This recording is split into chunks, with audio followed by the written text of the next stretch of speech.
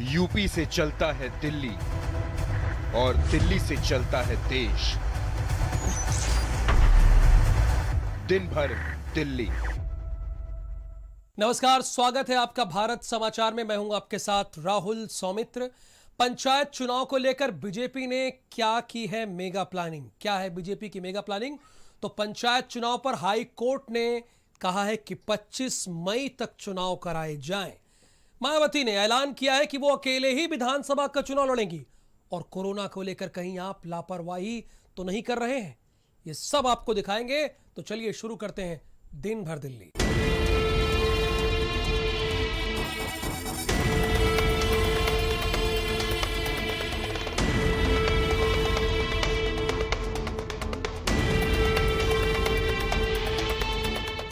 BJP प्रदेश कार्य समिति की बैठक में पंचायत चुनाव को लेकर मेगा प्लानिंग की गई है। बीजेपी की रणनीति को लेकर कार्य समिति की बैठक में क्या अहम फैसले लिए और क्या है भारतीय जनता पार्टी का मेगा प्लान 8, वो भी आपको इस रिपोर्ट के जरिए बताएंगे।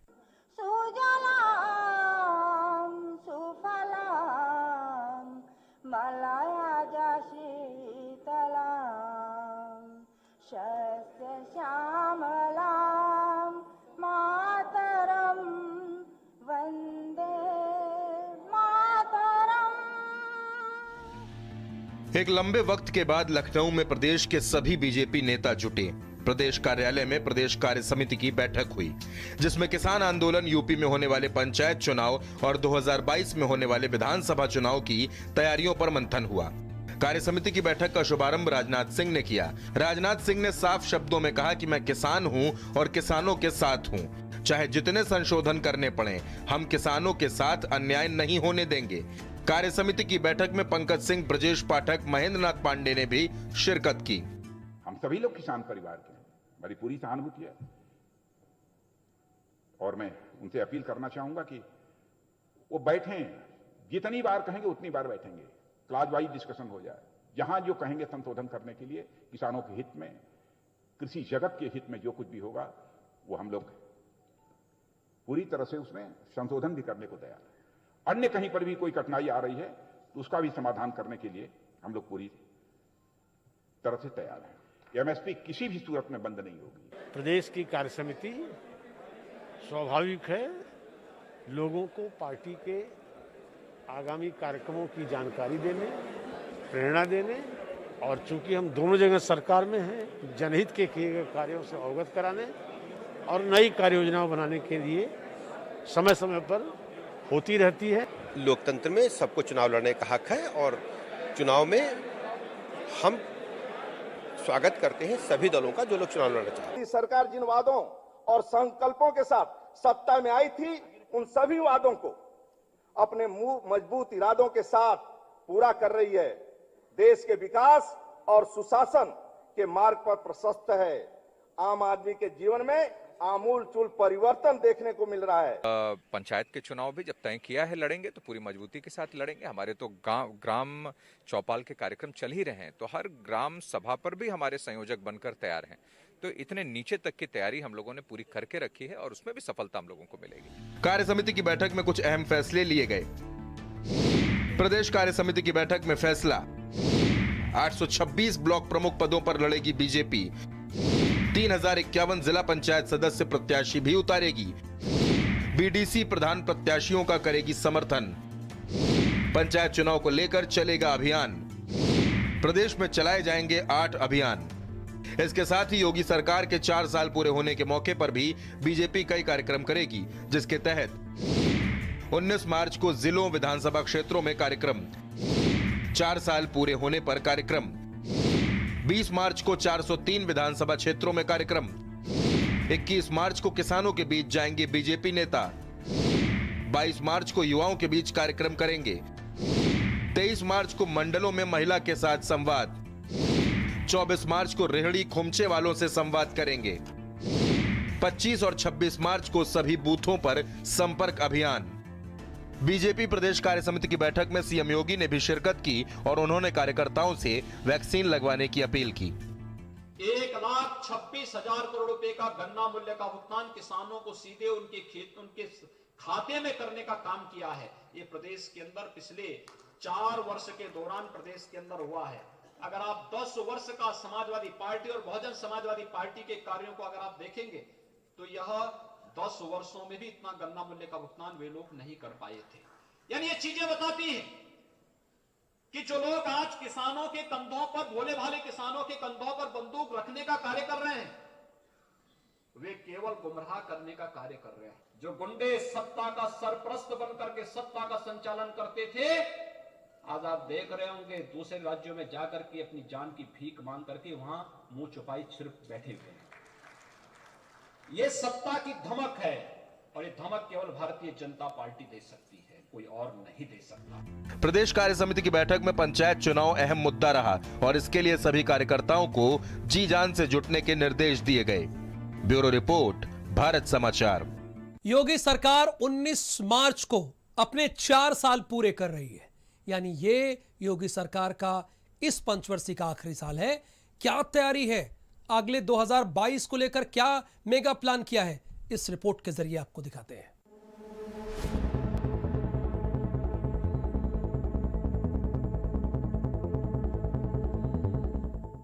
यूपी में योगी सरकार 19 मार्च को अपने 4 साल पूरे कर रही है। इसे देखते हुए 19 मार्च से 25 मार्च तक प्रदेश में कई कार्यक्रमों के जरिए सरकार की योजनाओं और कामकाज के बारे में जनता को बताया जाएगा और 4 सालों का ब्यौरा पेश किया जाएगा।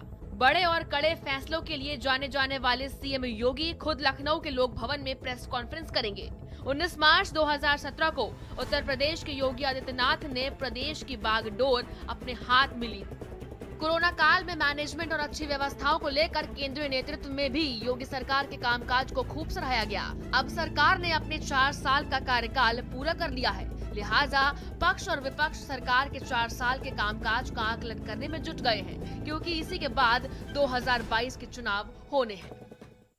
योगी जी ने 2017 में कमान संभाली है। हम लगातार कार्यक्रम जनहित के ही कर रहे हैं। आपके लिए, आपकी दृष्टि से या हम अपने एक दूसरे को सवाल जवाब की दृष्टि से तो ये बात आती है कि साहब हम अपनी उपलब्धियां बताने जा रहे हैं। 4 वर्षों में हमारी उपलब्धियां अपरंपार हैं योगी सरकार की, क्योंकि जो 17 में हमें उत्तर प्रदेश मिला था, उस 17 के उत्तर प्रदेश को और आज के उत्तर प्रदेश को आप खुद देख सकते हैं। और उसमें 1 वर्ष कोरोना काल में भी गया। हमारा कोई भी श्रमिक भाई बाहर नहीं गया हमारा प्रदेश छोड़कर। ये हमारी उपलब्धि है। हमारी सारी मिलें चलती रहीं। सरकार के मंत्रियों को भी अलग अलग जिम्मेदारियां दी गई हैं। वहीं प्रभारी मंत्री भी जिलों में जाकर प्रेस कॉन्फ्रेंस करेंगे और सरकार के 4 सालों के कामकाज के बारे में बताएंगे। उत्तर प्रदेश में योगी सरकार के 4 साल पूरे हो रहे हैं। ऐसे में भारतीय जनता पार्टी की सरकार उत्तर प्रदेश में मार्च के आखिरी सप्ताह में अपनी उपलब्धियों को जनता के बीच में ले जाने की तैयारी कर रही है। दरअसल फिलहाल पंचायत चुनाव होने हैं और 1 साल से कम वक्त में विधानसभा चुनाव होंगे। ऐसे में योगी सरकार ये चाहती है कि जनता के बीच उसकी अधिक से अधिक उपलब्धियां पहुंच सकें, ताकि आने वाले समय में भारतीय जनता पार्टी को एक बार फिर से बड़ी जीत हासिल हो सके। कैमरामैन नूर आलम अंसारी के साथ सीमाब नकवी, भारत समाचार, लखनऊ। बसपा प्रमुख मायावती ने ऐलान किया है कि यूपी में 2022 के महासंग्राम में वो अकेले ही चुनाव लड़ेंगी, क्योंकि गठबंधन का उनका एक्सपीरियंस बहुत अच्छा नहीं है।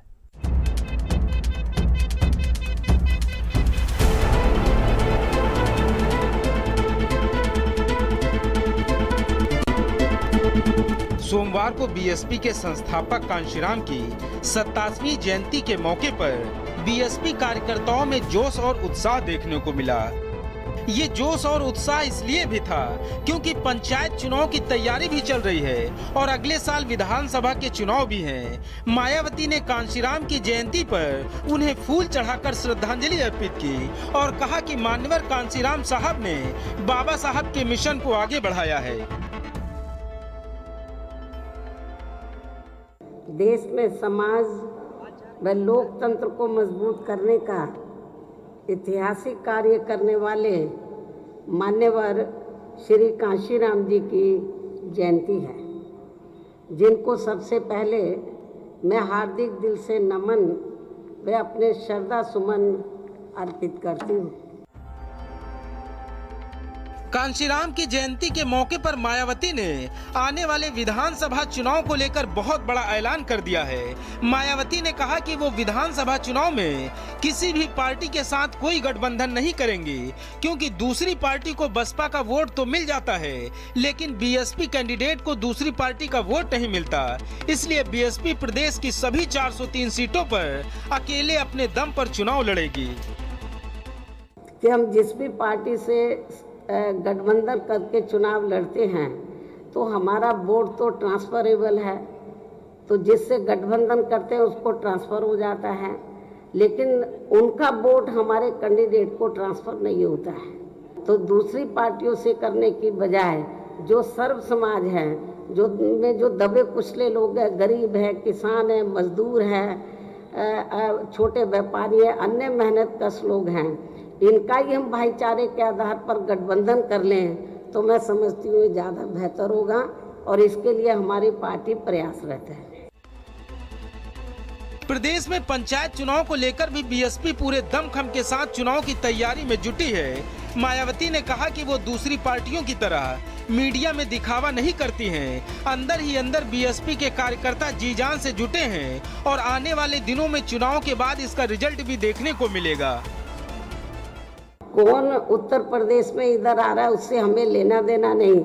उत्तर प्रदेश में बीएसपी अकेले अपने बलबूते पर, यूपी में 403 विधानसभा की सीटें हैं, सभी सीटों पर अकेले अपने बलबूते पर चुनाव लड़ेगी, किसी के लिए भी एक सीट नहीं छोड़ेगी और किसी भी प्रकार को कोई गठबंधन नहीं करेगी। जो लोकल बॉडीज के चुनाव यूपी में होने वाले हैं पंचायतों के, हमारी पार्टी पूरी दमदारी के साथ, तैयारी के साथ ये चुनाव लड़ेगी और मुझे पूरा भरोसा है कि हम लोग दूसरी पार्टियों की तरह ज़्यादा फूफा नहीं करते हैं, ज़्यादा ना धरना प्रदर्शन के चक्कर में पड़ते हैं और ना हम ज़्यादा मीडिया में अपनी रणनीति का खुलासा करते हैं। हम लोग अंदर अंदर लगे हैं और हम अच्छा रिजल्ट दिखाने का पूरा प्रयास करेंगे।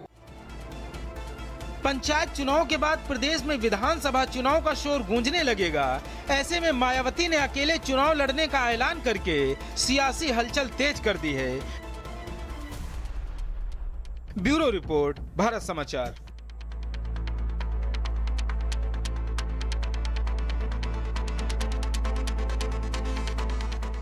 उत्तर प्रदेश में पंचायत चुनाव को लेकर हाई कोर्ट ने यूपी सरकार को फटकार लगाई है और कहा है कि आप फिर से आरक्षण तैयार कीजिए और 25 मई 2021 तक पंचायत चुनाव संपन्न कराइए।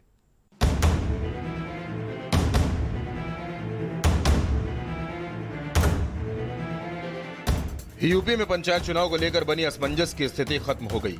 इलाहाबाद हाईकोर्ट की लखनऊ बेंच ने आदेश दिया है कि 25 मई तक हर हाल में पंचायत चुनाव कराए जाएं। कोर्ट ने कहा कि आरक्षण के लिए 2015 की आरक्षण प्रणाली को बेस माना जाए।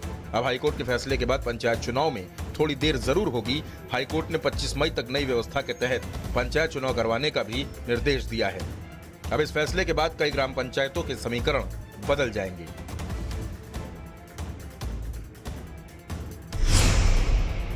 हाईकोर्ट से यूपी सरकार को झटका।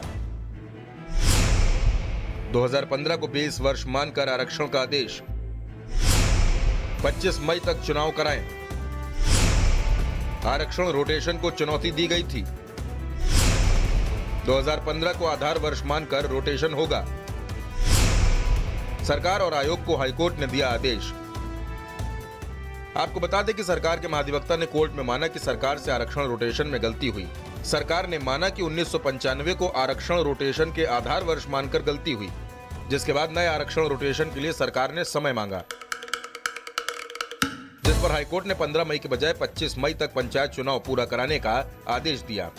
प्रक्रिया पूरी करने के लिए कोर्ट ने 10 दिन और बढ़ा दिए।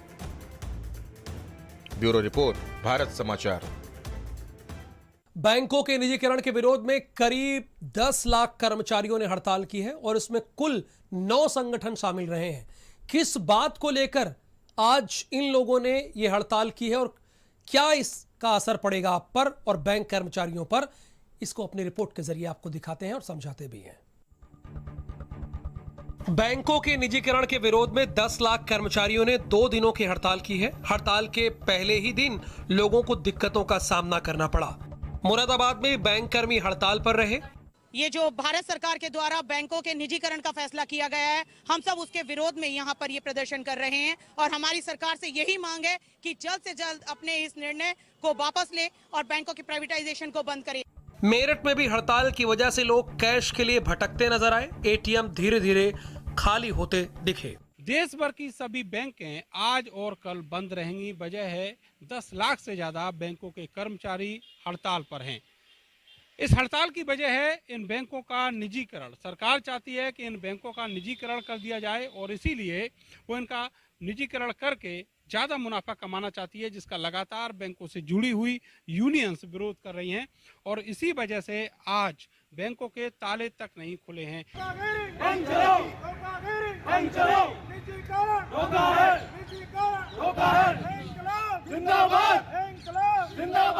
आगरा में भी सरकार की नीतियों के खिलाफ कर्मचारियों ने प्रदर्शन किया। बैंक कर्मचारियों ने इंकलाब जिंदाबाद के नारे लगाए।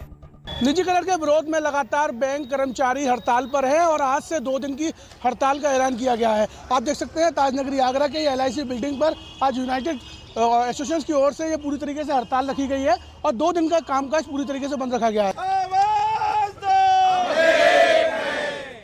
कर्मचारी एकता जिंदाबाद जिंदाबाद जिंदाबाद। हमारी मांगे पूरी हो पूरी हो पूरी हो, हमारी मांगे पूरी हो पूरी हो पूरी हो। लखनऊ में भी बैंक कर्मचारियों ने हड़ताल की। स्टेट बैंक की मेन ब्रांच के पास कर्मचारियों ने प्रदर्शन किया।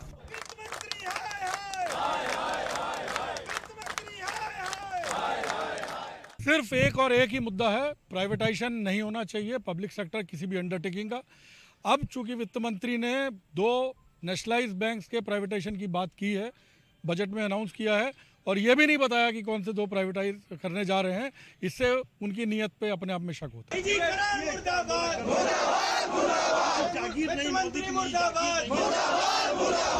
कानपुर में भी बैंक कर्मचारियों ने कहा कि जब तक उनकी मांगे नहीं मानी जाएंगी तब तक वो ऐसे ही आंदोलन करते रहेंगे। बैंकों के निजीकरण को लेकर बैंक के जो कर्मचारी है वो हड़ताल पर चले गए हैं। हम आपको दिखा सकते हैं कि यहाँ पर मैं SBI बैंक के बाहर खड़ा हूँ और ये पूरी तरह से यहाँ पर बैंक बंद है और अभी तक जो है इसके ताले नहीं खुले हैं। फिलहाल यहाँ पर हड़ताल आज और कल रहेगी। 2 दिन की इस हड़ताल से कहीं ना कहीं यहाँ पर जो लोग आ रहे हैं, जिनको यहाँ पर पैसा निकालना है, चेक का काम करना है, ऐसे लोगों को खासी दिक्कतों का सामना करना पड़ रहा है। हम लोग की स्ट्राइक जो है देशव्यापी स्ट्राइक सारे बैंकों की निजीकरण के विरोध में है। सरकार ने जो बजट सत्र में अपने बजट स्पीच में कहा है 2 बैंकों को निजीकरण किया जाएगा, उसके विरोध में हम लोग ये स्ट्राइक कर रहे हैं क्योंकि निजीकरण जो है देश की जनता के और बैंकों के हित में नहीं है। ये 70 साल की जमा की हुई पूंजी है जो आज केसेस खड़े हुए हैं और इसको सरकार अपनी हठधर्मिता के कारण, केवल अपने गुंडागर्दी के कारण इन सबको प्राइवेट करना चाहती है और प्राइवेट करने के दुष्परिणाम आने वाले ये होने वाले हैं कि जो हमारी सामान्य जनता है, जो कृषक वर्ग है, जो श्रमिक वर्ग है, उसको बैंकिंग की जो सुविधाएं आजकल मिल रही हैं उनसे वंचित करना चाहती है। इसके साथ ही गोरखपुर और गाजीपुर में भी बैंक कर्मचारियों का प्रदर्शन देखने को मिला। बांदा, गोंडा और फिरोजाबाद में बैंक कर्मचारियों ने प्रदर्शन किया। सरकार द्वारा किए जा रहे निजीकरण के विरोध में 2 दिवसीय हड़ताल पर बैंक एम्प्लॉइज यूनियन के पदाधिकारी हैं और इनका कहना है कि सरकार अपने इस निजीकरण के आदेश को वापस ले। ऐसी स्थिति में आंदोलन पे कर्मचारी हैं। सरकारी बैंकों के निजीकरण के सरकार के फैसले के खिलाफ बैंक यूनियनों ने आज हड़ताल किया है। इसको लेकर पिछले 1 महीने से करीब 10 लाख बैंक कर्मचारी देश भर में विरोध कर रहे हैं और अब उन्होंने हड़ताल। ब्यूरो रिपोर्ट, भारत समाचार। कोरोना को लेकर जो लोग लापरवाही बरत रहे हैं उन सभी को यह रिपोर्ट बहुत ध्यान से देखनी चाहिए और समझना चाहिए कि क्यों लापरवाही ना बरतें। कोरोना गया नहीं है।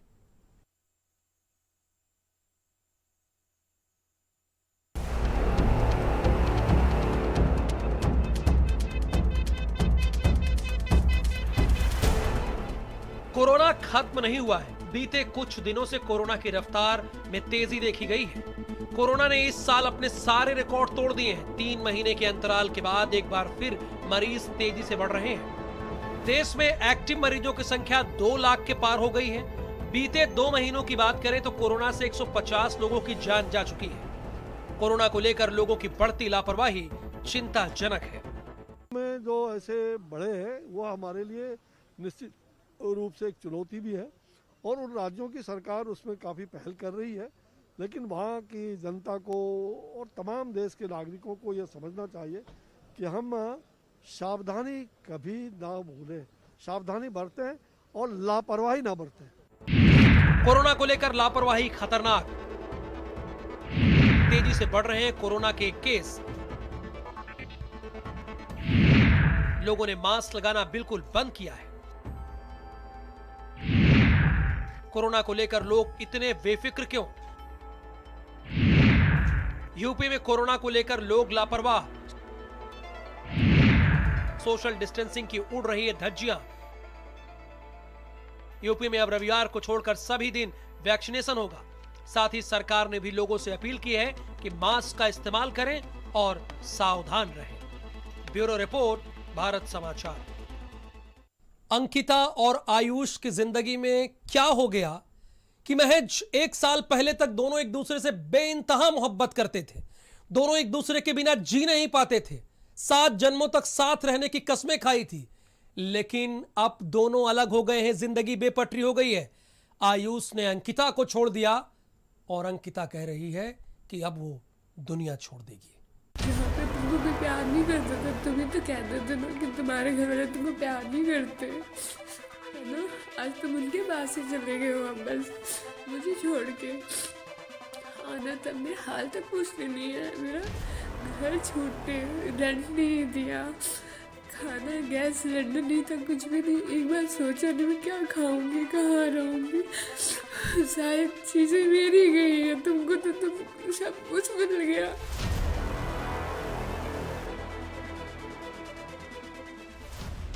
तो सुना आपने, लखनऊ के मोहनलालगंज से सांसद कौशल किशोर के पुत्र आयुष और उनकी कथित पत्नी अंकिता क्या आरोप लगा रही है। वो बर्बाद हो चुकी है, उसका सब कुछ लुट चुका है। आयुष तो फिर से अपने परिवार के पास चला गया है, लेकिन उसका क्या होगा? उसे अब कौन अपनाएगा? उसकी जिंदगी तो उजड़ चुकी है और शायद इन्हीं सब वजहों से उसने अपने हाथ की नस भी काट ली, क्योंकि अंकिता को लगता है कि सांसद पुत्र ने उसकी जिंदगी तबाह कर दी। आरोप है क्योंकि उनको अपना सेफ्टी चाहिए, तो वही आरोप लगाएंगे, आरोप प्रत्यारोप चलते रहेंगे। और मैं क्योंकि सच के साथ हूँ तो मुझे किसी भी प्रकार की कोई झिझक या फिर टेंशन नहीं है। मैं तो लड़ूंगी, और क्योंकि मैं सच के साथ हूँ।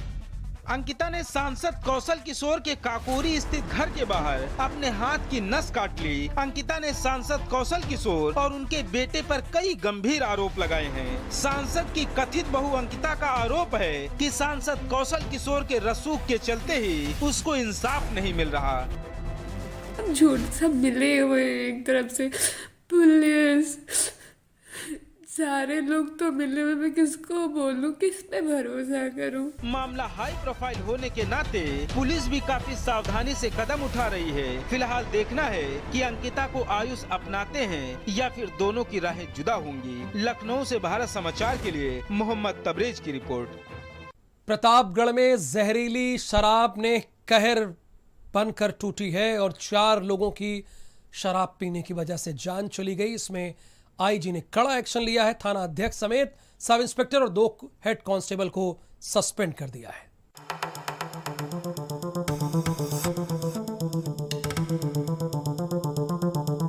यूपी में जहरीली शराब का कहर रुकने का नाम नहीं ले रहा है। आए दिन किसी न किसी शहर में जहरीली शराब से मौत का मामला सामने आ जाता है। अब प्रतापगढ़ के रामपुर दावी गांव में 4 लोगों की मौत हो गई। इनमें एक पति पत्नी भी शामिल हैं, जबकि 4 लोगों की हालत नाजुक है। इन लोगों ने गांव में शराब खरीद कर पी थी। घटना की जानकारी मिलते ही आईजी और एसपी मौके पर पहुंचे और कार्यवाही करते हुए एसओ नवाबगंज और बीट दारोगा को सस्पेंड कर दिया गया। वहीं 2 सिपाहियों को भी आईजी ने सस्पेंड किया। साथ ही आबकारी विभाग पर भी कार्रवाई की तैयारी है। ये जो शराब मिली है उसका परीक्षण कराया जा रहा है और ये पता चला कि जिन लोगों ने अधिक मात्रा में परसों और कल शराब पी है, इसमें मरने वालों में 1 तो महिला है और 3 पुरुष हैं। और इन लोगों की बॉडी पंचायतनामा और करके पोस्टमार्टम के लिए मार्शरी भेजी गई है। और इस घटना में जो बेचने वाला है वो बाबूलाल पटेल नाम का एक व्यक्ति है जो चोरी छिपे ये देशी शराब बेचता है। उस लोगों की शराब पीने से मौत, ये सिलसिला प्रतापगढ़ में पिछले 2-3 महीने से और खासतौर से 1 महीने के अंदर कई बड़ी घटनाएं हो चुकी, चाहे वो पट्टी में हो, चाहे सदर में हो, चाहे वो बाघराय हो, चाहे जटवाड़ा थाने हो, पर इन पर कोई रोक नहीं लग रही। प्रदेश में भी यही हालात है। उन्नाव हो, लखनऊ हो, बाराबंकी हो, एटा हो, सब जगह सामूहिक मौत का सिलसिला जहरीली शराब से जारी है। पुलिस का कहना है कि दोषियों पर हर हाल में कार्रवाई होगी। लापरवाही करने वाले पुलिस कर्मियों को सस्पेंड कर दिया गया है। ब्यूरो रिपोर्ट, भारत समाचार।